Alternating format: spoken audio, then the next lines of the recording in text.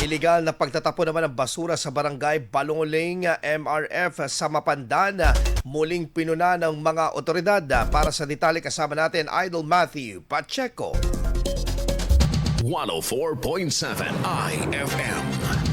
Report! Patuloy ang pagsisikap ng mga kaugnay na ahensya sa bayan ng Mapandan upang tuluyang matuldukan ang legal na pagtatapon ng basura sa Material Recovery Facility sa Barangay Baluling matapos muling matambakan ng basura ang lugar sa kabila ng ilang ulit na paglilinis at pagsasara nito. Ito ay bilang tugon sa kumakalat na litrato sa social media post ng dating mayoral candidate sa bayan na bumabatiko sa sitwasyon ng pasilidad.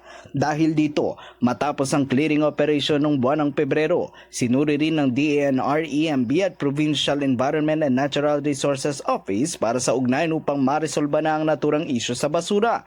Matatandaan na nilinis at binakura na ang naturang pasilidad noong Pebrero at Oktubre 2025, ngunit patuloy pa rin sa pagtambak ng basura na naging sanhi pa ng pagkasira ng inilagay na harang. Nanindigan ng mga kaukulang ahensya ng agarang solusyon upang matuldukan na ang usapin sa basura para sa kalusugan at kaligtasan ng mga residente. Kasama mo mula rito sa IFM Dagupan, ako po si Idol Matthew Pacheco. Tatak, IFM!